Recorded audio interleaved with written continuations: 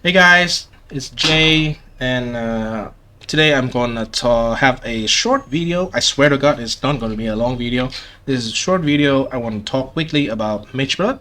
So the story is, recently I got this item, and apparently it is also the same case for multiple other people, where this is the first league they are able to afford an expensive item like a Mageblood.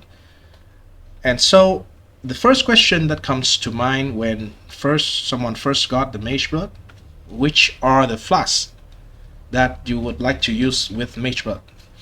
And so that is going to be the topic of talking today. I've tried to research and then asked a lot of other people who had Mageblood as in multiple builds before, and let me share with you my findings here. So let's go straight into it. Mageblood FLAs guide. First of all, about the basis of a FLAs. The tier 1 here, from what I research and what I see so far, is very obviously Quicksilver for movement speed, self-explanatory. For Onslaught, which is a juiced up Onslaught. This is not a normal Onslaught. And the Curse FLAs for spell suppression, which is a very premium defensive stat, and also permanent phasing, which is really nice, especially where you do like juice content. You don't want to be body blocked by a monster. You want to freely move all the time, so phasing is really nice. Then for some DPS, for like any build but MF, is gonna be a diamond, since everyone is crit. If you're not MF, you go crit, just very naturally. And then this league, where MF is the thing, MF is the meta. So Golden FLAs, you have permanent uptime on rarity, near 60% more rarity, which is very nice for MF. Right, tier 2, we have the 3 elemental FLAs here. They are here because they have the unique stat of less damage taken for their respective element. They are good for if you slot it into any build. They're good, but they are defensively good, so I don't want to put it on the same tier as tier 1. And then tier 3, which is below. There is tier 3 because there's below tier 2 here. The Amethyst is a chaos resistant FLAs. This is the very nice resistant to have, because it's harder to combine compared to the elemental resistant. However, I put it here because it doesn't have the less damage taken part like these 3 over here, like diamond, ruby, sapphire, ruby, and topaz. Then we have granite, jade, basalt. They are almost exclusively for when you, for example, you have a armor stacking character and you really want the stat. But those are the cases. Or when, for example, you use this one, like me, Aegis Aurora, I'll probably consider putting them into the character where you need armor. Then sulfur have a problem that it is a sulfur, and this one over here, Bottle Faith, is also a sulfur. In most of the build, even non-crit, the people include this class for the 10% increased damage taken. So sulfur FLAs, the initial effect of increased damage, and it doesn't stack on top of each other. So it is damage, but I will put it here, right? And bismuth is elemental resistant. Is nice if you need more elemental resistant, but I don't think that's really necessary. So if you need it, then all these here very dependent on your own setup, on your build. If you need a stat and you cannot have it from anywhere else, then you use them. Then tier 4, long story short, don't use them. They are either heavily rely on the on use effect, where actually we don't use the flash, it's just on. The effect is just on, but we don't use the flash, so there is no on use triggered here. And also the word flash, where most people in POE don't even know it exists, because like 0.0001% of the people in POE actually play something related to word. Right. Next, come to the enchant and prefix. This is very straightforward. You want as much increased effect of flash as possible. So in case of enchant, it is the 60 to 70%. Ideally, you want everything to be at 70% of increased effect. And then in exchange, no gain no charges during effect, but we don't care about that, so it's okay. And kindling orb, get some of them. You probably get get a lot of them if you pick them up or since the start. And then just use them. If you don't have, you buy more and you try to use them to roll for 70%, right? Prefixes, it doesn't matter the tier of this roll because it is always 25% increased effect. So just get it, and then along with the suffix, which we are gonna touch about now. So we have utility, offensive, and defensive suffixes. Let's talk about offensive and defensive first because they are more straightforward. So attack speed, cast speed, and increased critical strike chance are the offensive stat that you can have on the magic flash, utility flash.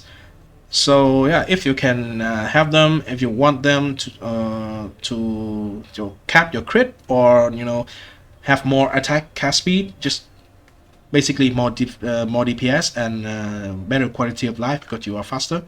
So then have them on your flash, right?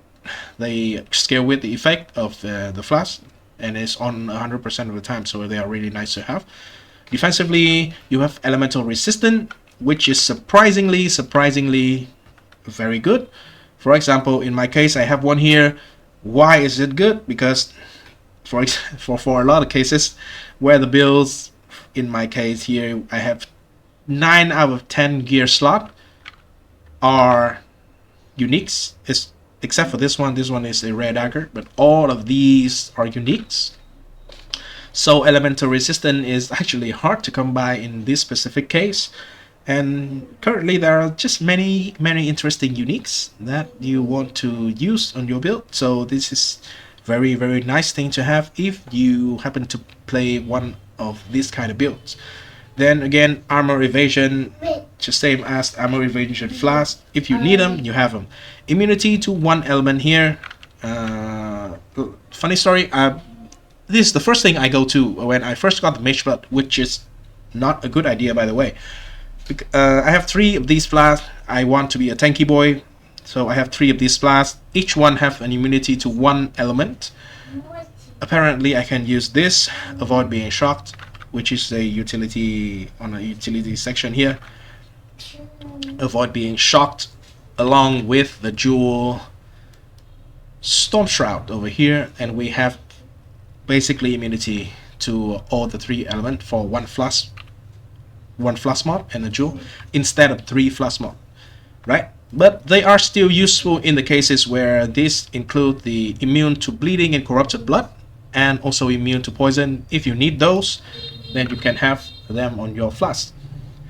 Right, so we come to the last but not least, utility. Avoid being shocked. I just mentioned about it already. This is a very nice thing to have, very nice quality of life. Also, I want to mention reduce effect of curses on you. If you don't want to randomly die from inconsistency in curses, just reduce your resistance for something or something like that, then this stat is a very nice thing to have, right? Reduce effect of curses on you. It is quite hard to come by, except when you have like consecrated ground on you. If you are a Templar Inquisitor, or normally it's very hard to come by, right? And it's not consistent like in the case of Templar. So if you like them, then it's a very nice thing to have on your flask. Movement speed, the king of everything, self-explanatory. I don't need to talk about it that much. Probably most people will have at least one of these row. They will have one of these row in their flask setup, because everyone likes to go zoom, right? Leech, it is there if you if you cannot have it anywhere else, and it is an option for you to choose from, but I would not recommend because leech is quite easy to obtain nowadays, right? So this is like the last source of leech that you can get. And then we comes to the unveiled mod from the Cinder Swallow urn, Cinder Swallow's urn. By the way, just quickly mention the current price of Cinder Swallow's urn for unveiled or unidentified, which is basically unveiled, are 2.1 divine. Quite something. It's not free, huh?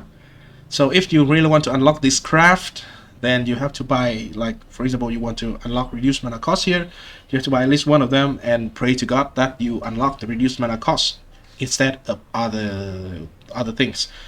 It is a 1 out of 3 chance. There are a total of 9 mods like this, but I only mentioned these in here, right? So I think it's just cheaper to buy a flask that is already crafted with increased effect and reduced mana cost, probably around 1 divine. Just buy them. For example, in this case, I just buy this one and used it. It already has 69% increased effect, and it's just like this when I bought it.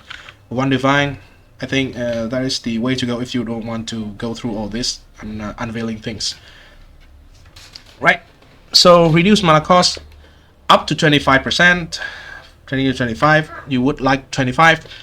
Is extremely nice for cast on crit build, which is one I'm playing right now. I'm building this character. I'm leveling.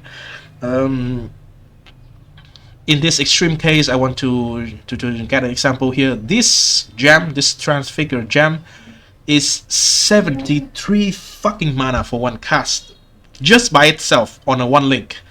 If you multiply it by the support gem, it is a huge fucking amount of mana cost, right? And without this flask, I just want to take it off. This is the 121 mana per cast. And for cast on crit, ideally to cast like 6 spells per second or something. I'm not even sure yet. But that is a huge amount of mana. There's no way you're going to be able to sustain it with a normal cast on crit build. So this is one very nice way to deal with it. In this build, I try to go for a lot of reduced mana cost. See if it is if it's workable. But yeah. Very nice, even if you are not using a skill that does not cost this much mana.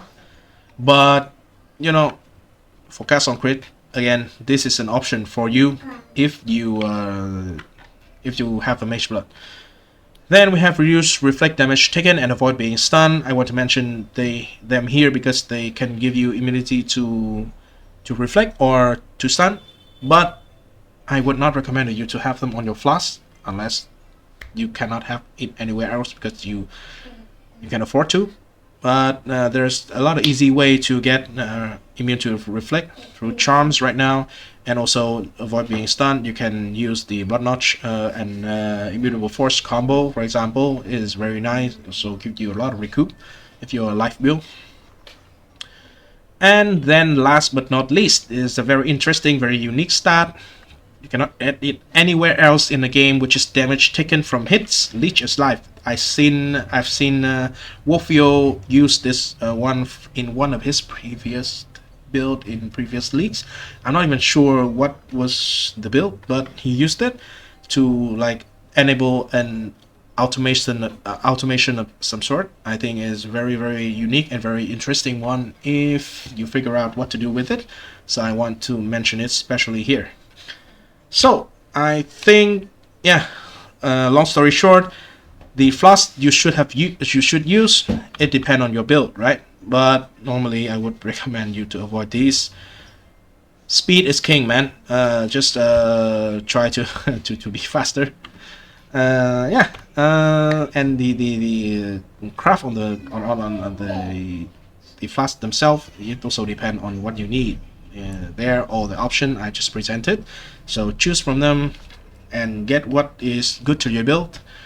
So yeah, thanks you for watching this video. I hope it is helpful to some of you guys out there who just recently got a Mageblood as the first time ever, like me.